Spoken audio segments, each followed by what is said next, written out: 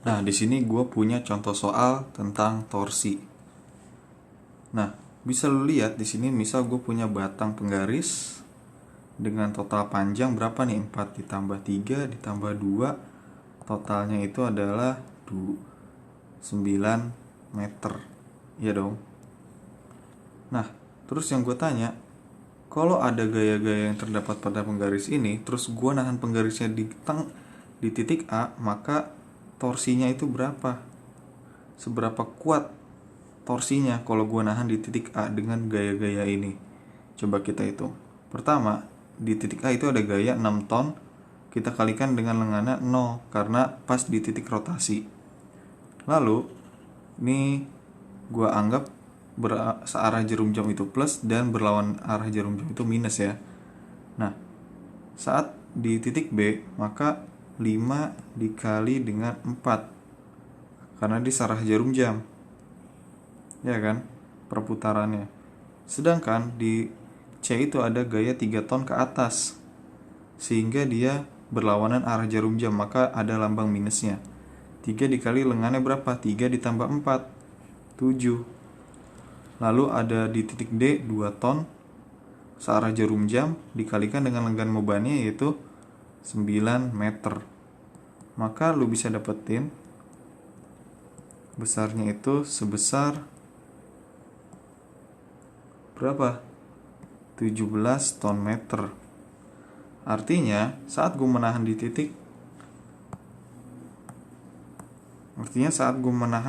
garis tersebut atau penggaris tersebut di titik A, maka gue akan mendapatkan torsi sebesar 17 ton meter. Jadi dia akan melengkung ke sini. Nah, ini kenapa dia melengkungnya searah jarum jam? Karena jelas tandanya plus, bukan minus. Nah, terus gimana kalau gue tahannya di titik B? Apa yang akan terjadi? Sigma tau B atau torsi di titik B. Maka di A itu ada 6, dia berlawanan arah jarum jam, jadi min 6 dikalikan dengan 4 ditambah 5 dikali 0 karena tepat-tepat di titik rotasinya ya, ditambah min 3 dikali 3 ditambah 2 dikali dengan 5. Berapa hasilnya? Min 24 ditambah 0 dikurang 9 ditambah 10.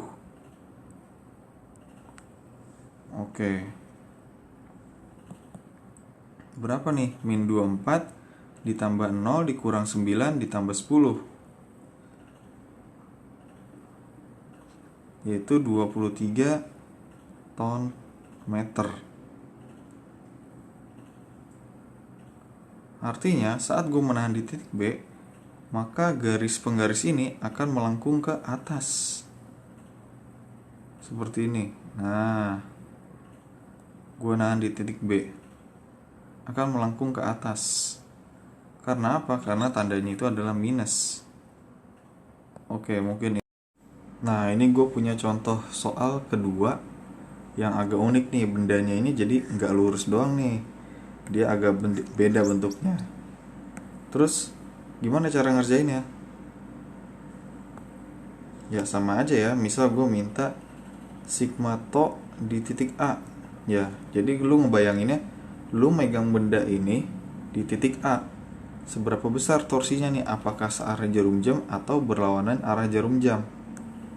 Oke, daripada ngira-ngira mending kita hitung. Oke, di titik A itu ada 2 gaya, yaitu 2 ton ke kanan dan 3 ton ke atas.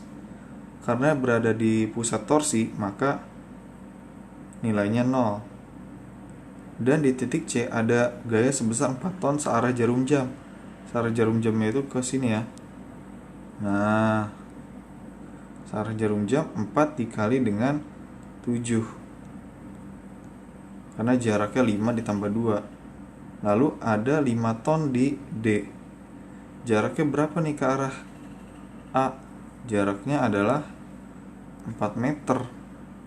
Searah jarum jam 5 dikali 4. Jadi nilainya adalah 28 ditambah dengan 20, yaitu 48 ton meter.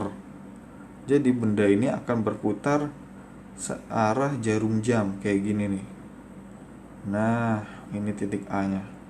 Dia akan berputar searah jarum jam dengan torsi 48 ton meter. Jadi lu ngebayanginnya kayak gitu. Terus gimana kalau gue minta di titik B? Maka torsinya ini, pertama di titik A ini dia searah ya. Dia nggak bakal menimbulkan apa-apa yang 2 ton ini. Karena di titik B nggak bakal menimbulkan apa-apa, jadi 2 dikali 0. Karena dia sejajar. Lalu ada 3 ton di titik A yang berlawan, yang searah dengan jarum jam. Yaitu 3 dikali 5.